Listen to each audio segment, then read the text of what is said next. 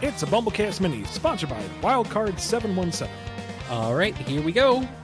Brian Jacques, author of the Redwall book series, once said, "You have to love your characters because no one else will if you don't. It will show on the page." Any advice on caring about the characters you are writing, or finding something to like about the characters you aren't particularly fond of? I personally love my characters. They're like my children's. I can't just pick one. They have stories that I want to tell, so I feel immediately engaged, and there you go. If you're working on something and you have a character that you just don't like, ask yourself why. Are they needed for the story? Do they serve a role? Can you cut them and do something else that you enjoy more? Can you create someone or something that fills their narrative purpose and is more engaging to you? Or look at that character that you aren't particularly fond of and explore why. What is it about them that you just don't like? And what would change that perception on your end? Is there a story to be had there? And does that story influence the main plot? There are various threads to tug and follow. Writing is not a perfect science. It's extremely interpretive. And when you're writing, you are the one who is interpreting first and foremost. So interpolate. All right. Interpolate. Is that the word? I think it's... No, it's not, but we're going to run with it. Okay. I was going to say, I think you mean interpret. Interpolate is a different... Interpolate's more fun to say. It is. But it's also a different thing. The whole finger wiggle thing. Yeah, I know. I know. Varric Tethris, fictional author of the real-life novel Hard in Hightown, once said, "If you love a character, give them pain, ruin their lives, make them suffer, maybe even throw in a heroic death. How much do you love Whisper, and what advice would you give about writing a character facing adversity?" Whisper also being a good example. Don't kill Whisper! No! I think the truth to what Varric is saying is don't coddle your character. Like, don't spare them from trials and tribulations. Don't put them on a pedestal. Don't make everything happen perfectly for them. Yeah. Give them challenges. And, sometimes they can be harsh, and it takes a great deal to overcome them. That's fine. But at the same time, I feel like this line of thinking has been misinterpreted to say just be sadistic to your characters. People love to watch them suffer, and sure, there's an audience for that out there for that thing. But if it's just beating up a character for the sake of beating them up, that's not engaging. That's not interesting. That's just malicious. So, and if you hate that character, why are you keeping them around? Like, that just doesn't really make any sense to me. So it's, Whisper herself had, a tragic backstory and is kind of a raw nerve, which is, kind of fun to tap, to be sure. But she also has her good moments. She has her friends. She has her moments of levity. She has her moments of calm and belonging. It isn't just make the shy Awu sad. She has more to her than that. And that should be said for any character. Highs and lows, sure. But, don't be too gentle with them, and don't be afraid to put them through the paces. But at the same time, don't just be nasty to them and think that's the shortcut for a good plot, because it's not. It's like with Sally, there's a lot of focus on the bad things that happened to her under your run, Ian, when you were writing her, but they're missing out on a lot of the good things that happened for her too. So look, I know getting her hooked up back with Sonic and having them in a healthy and happy relationship was the worst possible thing I could do to that character, but it drove the narrative. What can I say? Pretty much. Yeah. You've shown off quite a few character flaws in your writing: Tangle's claustrophobia, Whisper's PTSD, Wynn's impulsiveness, etc. What tips do you have for giving a character a balanced flaw and using said flaw effectively in a narrative? This one is very similar to the July 13th, 2022 podcast, but I'm wondering specifically about when you initially create a character and how you plan for that flaw to affect the plot. Now, this is by no means the singular way to do it. This is just kind of my personal philosophy, so, take that in consideration with other things. But I feel like it should be reflective of the character. And a real easy way to do that is to find something that is diametrically opposed to who they are. Like in Wynn's case, she is an extremely powerful character in the raw sense of the word, but she has to live a very constrained lifestyle. And the worst possible way to handle that is to be overconfident and outgoing and impulsive and wild. If she were thoughtful and meditative and restrained, she would be able to keep things concealed and live incognito without much hassle. And that's boring. That removes all conflict from the story right there. But if she's prideful and impulsive and she wants to go out there and do and just be herself to her fullest, and she can't, that right there is immediate conflict to who she is, how she exists in the world, and can be interpreted a bajillion different ways. Mm-hmm. In Tangle's case, she is cut from the same cloth as Sonic. She is about freedom of movement. She flings herself willy-nilly. She swings, she springs, she bounces. She is just a big ball of energy. Bounces here and there and everywhere. Exactly. To confine that is the worst possible thing. It is the very antithesis of her being. Ergo, claustrophobia. Mm-hmm. All right. What do you think is the best line to have graced any single speech bubble in a comic you've written? Crush 40 lyrics don't count. Yeah, I didn't write that. They did. I just stole it. Well, at least you admit you're a thief. Oh, absolutely. It's not thief. It's not thievery. It's an homage. Oh, of course. You just keep telling yourself that. It's the highest form of flattery, don't you know? Okay. If we're talking Sonic, and come on, this show, we are. I think the one line that has resonated the strongest and the longest at anything is limit. I got your limit right here. What about cowards run? I win. Ugh, big oof. Thank you.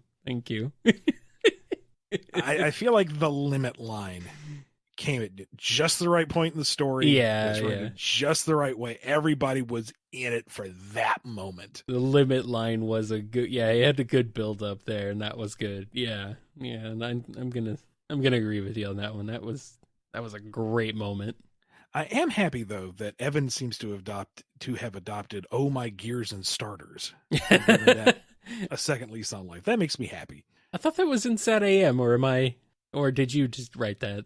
That's me spoofing Henry McCoy out of X-Men. His old line right. Oh my stars and garters. Stars and garters, yeah.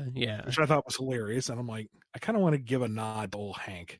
But how does that make any sense? Oh, well, you just swap some letters around and oh my gears and starters. That is a good one. I like that. It's very clever. For some reason, I was thinking that was in Sat AM or one of the old cartoons, but it wasn't an old cartoon, just not a Sonic cartoon. If it was, I forgot it. Yeah. And, accidentally repurposed.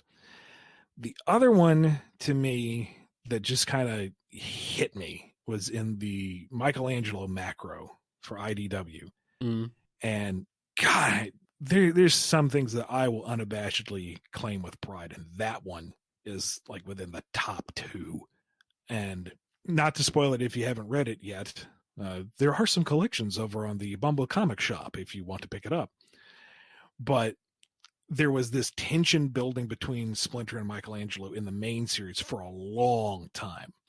And Splinter had taken a very worrisome trajectory. It made enough sense, but it was not what you typically thought of Splinter.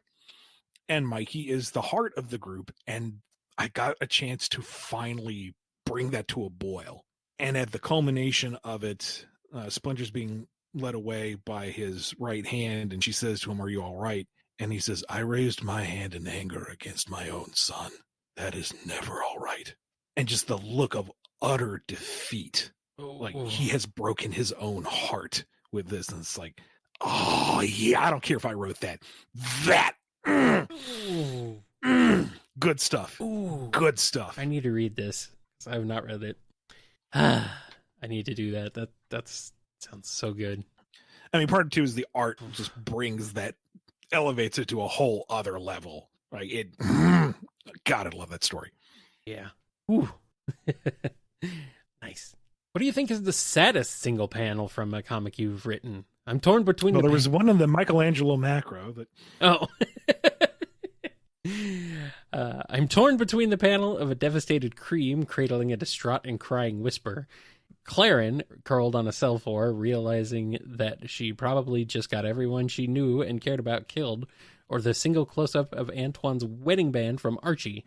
This is similar to the August 31st, 2020 podcast, but that was a general sad thing. I would like to know the artist renderings that made you tear up.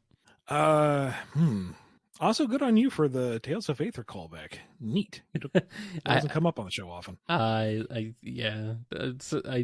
do find it kind of funny that a lot of these have been edited with big oof added to them, though. Especially the Cream and Whisper one. It's like, oh no, terrible. Terrible. Funny, but terrible. Most recently, the two that got me when writing and reading on the page, when Tangle reveals she's been infected this whole time.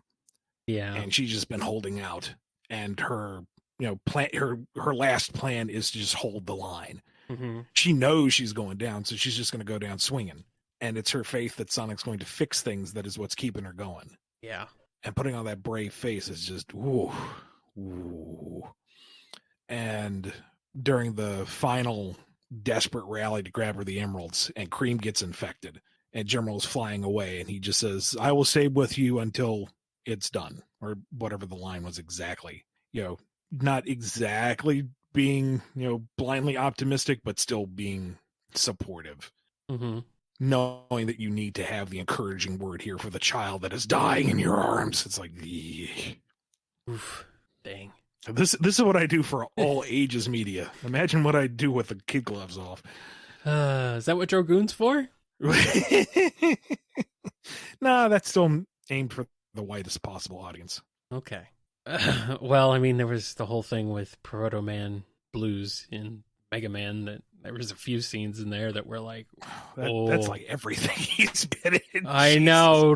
You had a lot. It was a fertile ground to work with when it comes to Blues, but man, I don't know. You utilized him well, and just, I don't know, the conversations he has with Tempo was like, ooh, wow, okay, yeah.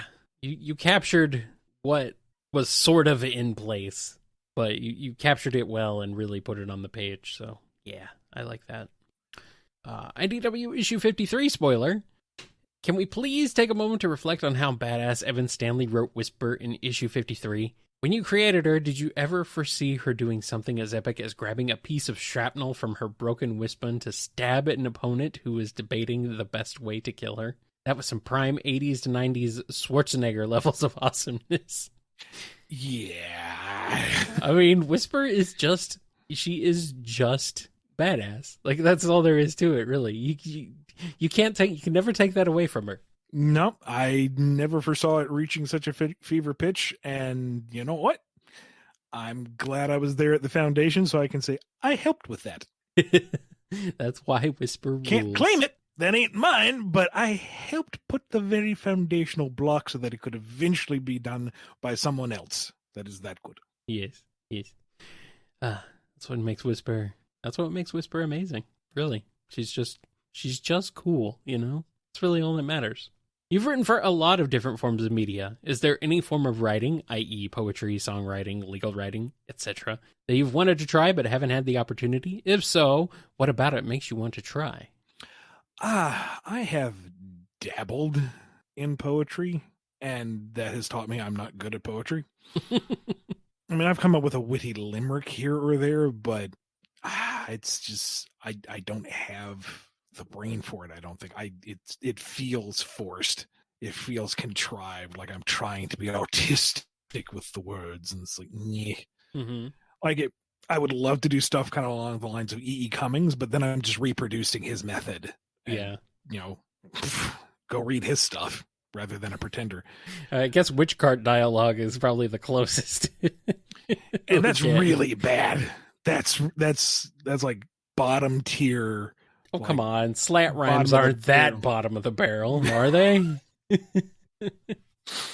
If you spend a nickel on it, you spent too much. But And that kind of extends to songwriting, because songwriting is poetry when you get down to it.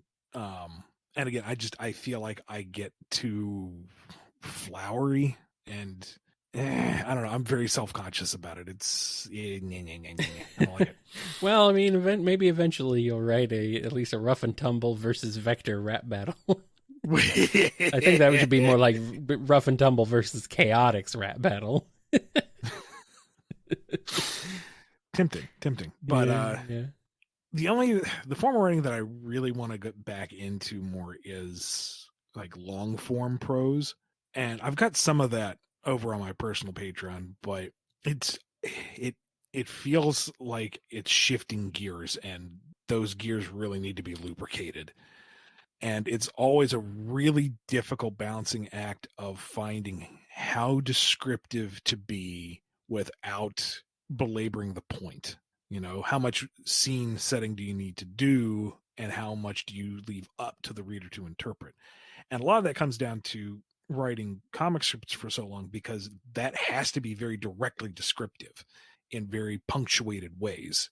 You know, a brief paragraph per panel to get the idea across to an artist so they can render it. That doesn't necessarily make for good book reading, you know? Right. But I've trained myself to be succinct and very direct. And that can kind of feel like it's kind of impersonal or disinterested when it's with its own narrative. And I'm sitting here going, I just don't want to drag my feet. Let's get on with it. Right. Or, describing how the characters are interacting. In a comic, you have to be very explicit. You know, the character's here doing this pose with this facial expression to convey this emotion, because you have to tell that to the artist so that they can render it, so that all of that is conveyed to the reader.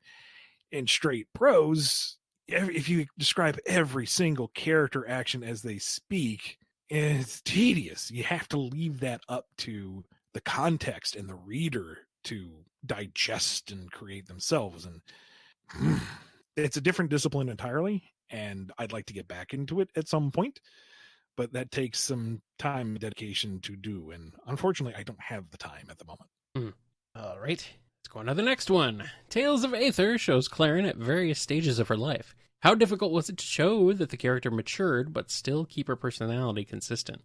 Not too hard. It's understanding who she is fundamentally and extrapolating how that would be rendered at different points in her journey. You know, we know that she is defiant and heroic and energetic. So how is that rendered through the eyes of a more naive, untested child versus someone who has been trained in the Imperial Army to be a dedicated killer, who has been on this stealth mission for her entire adult life, you know? So it's all understanding who the character is and then being able to spin different interpretations off of that. It must have been awkward writing about a world-ending plague with the Metal Virus Saga right in the middle of a worldwide pandemic. Have there been any other accidental collar-tugging moments in your writing career? The only one that immediately jumps to mind is when we did Thicker Than Water, which was the Bunny Sonic story that took place in Oil Ocean, and it came out right when there was a major catastrophic oil spill. Oh, yeah, I was going to say, that's the Gulf of Mexico oil spill, wasn't it, at that time? I think so. Yeah. And, people are going, how could you be so insensitive? It's like, we wrote that 6 months ago. It went to print like a week before this happened. You can't predict for this. No. No. And I mean, the Metal Virus arc had already started by the time pandemic kicked into gear for anything outside of the East. So, yeah, that was just unfortunate timing all around. $5 Coffee, a Disney cross Final Fantasy RPG, and My Little Pony meets the Transformers. All ideas that look stupid on paper but actually turned out to be great. What advice do you have when having to react to something that looks like a stupid idea, but you have to make it work? Number one, am I being paid? Okay, now I have to take it seriously. I don't know. It's with any kind of project where, maybe the character isn't my favorite, or it's not something that I'm immediately passionate about, or like you said, it looks completely bizarre, like My Little Pony and Transformers. Beg your pardon, what? But I don't know. And that one in particular, my first reaction was a delighted laugh. Like, what is this? And it's like, okay, that's my initial reaction. There's joy in there, like legit, fundamental, basic, elemental blocks of joy. Run with that. How do I maintain that feeling with this crossover? And it was easy because it was just goofy and it was fun. So you do it, and I had a lot of fun with it. With anything else, it's a matter of, okay, where do I find my personal entertainment in this? And I feel like if I can make this entertaining for me within the context of something that I wouldn't normally get into, then that will translate into something that's entertaining to others. Is it going to be entertaining to everybody? No, not at all. But I feel like if I can at least get within the parameters of what I myself find entertaining, there's bound to be at least some audience for that by law of averages. It's funny though, because I mean the Disney Cross Final Fantasy RPG just ignored both of those things and did its own thing and just used the Final Fantasy and Disney parts as window dressing. Yeah. So that's one way to approach it, I guess. This time it's Sonic Frontiers' spoilers. You've addressed the trouble with Tails and Forces a couple times on the podcast, salvaged his character in IDW #1, and outright had him say, well, then I'm inconsistent in Frontiers to address his growth and setbacks. Any tips on knowing when to be blunt about a retcon, such as with Tails, and when to be more subtle? Depends on the project, depends on your resources. Like, with that one particular line for Tails, it was a question of, does this feel natural in the flow of dialogue? Like, I knew how the Sonic fan base would take it. That was stamped, sealed, delivered directly to your doorstep. But it's like, will this make sense to anyone else? If this is someone's first Sonic game, will this dialogue sound reasonable in this context? I felt like it did, but it also had the added meaning on top of that. Right. With other stuff, it all depends on the nature of what kind of retcon you're doing. Like, if this is a slapdash, we have to fix this for legal reasons and the deadline was a week ago, you may not have the chance to be elegant. And at best you can do is make the story in the immediate product flow as best you can and hope that you can go back later and sand off the edges. It's such a broad question. Like, there might be something that was problematic in a piece of media and you want to make it go away. Do you just not acknowledge it at all? And when the contradiction arises, just state what the current canon understanding is and don't call out the retcon and just roll with it. Expect your readers to go, okay, they're paving over this. All right, running with it. Or do you devote time and energy to undoing it, going back and saying, okay, this is the thing that nobody liked. We are tearing it to shreds. It's confetti. You see the confetti? Okay, it's gone now. We're moving forward. I feel like that approach more often than not feels really cumbersome. Like, it's better to just pick up and move on. And those who are hung up on it are going to be hung up on it. And, you can only please some of the people some of the time. I don't know. It really depends on what the retcon itself is. All right. And we got one last question. In Drogoon, to world build and introduce all of the races using a cleverly edited propaganda kids picture book, the Nazis and other oppressive regimes have used similar books to spread bigotry and hate. While what you did was extremely creative and established how the Hume viewed the other races, it obviously carried a lot of risk to do. How difficult was it to weigh the risks and what was essentially an "our race is better than all others" book for kids prior to Wynn's edits? Just small continuity thing. It was Foreign's edits, and that's what Wynn grew up on. That whole thing I feel like that was a clever approach, if I do pat myself on the back on that one, because there was a lot of lore to establish, and kids' books are a great vehicle to explain very simple or to explain large concepts in bite-sized ways.